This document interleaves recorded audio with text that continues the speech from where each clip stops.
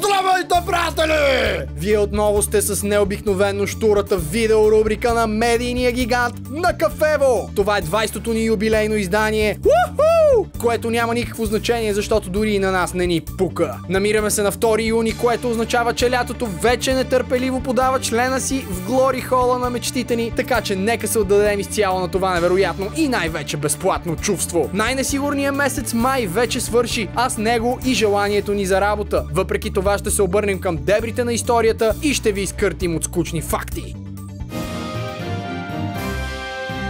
На този ден преди много време в една далечна галактика вандалите нападат, плячкосват и опожаряват Рим в продължение на 2 седмици. Случайно или не, същото се случи наскоро и по българските улици, защото преживяхме поредната доза аборигенски балове. За 10-та поредна година зрелостниците ни накараха да си измъмрим под нос: дейба, ние не бяхме толкова зле. Но разбира се, че бяхме! През 16 век папа Павел III забранява северноамериканските индианци да бъдат използвани като роби. Това би било супер, ако не се беше направил на луд за едно друго цветнокожо малцинство по същите земи. Историята ни служи за урок, че Бог не обича всички ни, а за някой от нас дори не му пука.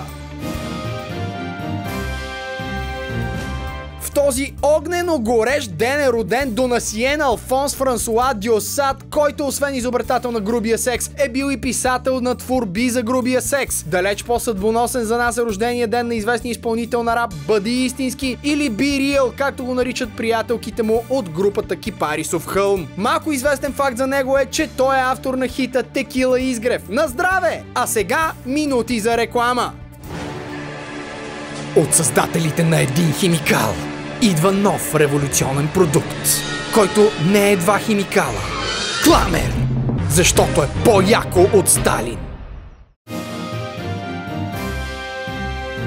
Връщаме се в днес, където е умрял Сантьяго Бернабео. Yes! Който е бил толкова добър на матч, че дори са кръстили на него стадион, но благодарение на глобалната комерциализация на футбола, съвсем скоро може да се казва Estadio Viva Arena de la iPhone. И това, приятели на спорта, въобще не е смешно. Все пак оставяме ви с оптимистично пожелание да не бъдете на Кафево, да изядете банан наобратно, да осиновите птицечовка сирак, да се изпикаете върху тавана и да оставите траен отпечатък в сърцето на тайландец. За финал, мъдрата мисъл на азербайджанския статистик и учредител на клуба на анонимните алкохолици Катрин Зита Джонс: не искам аз безкрайно да те обичам тайно.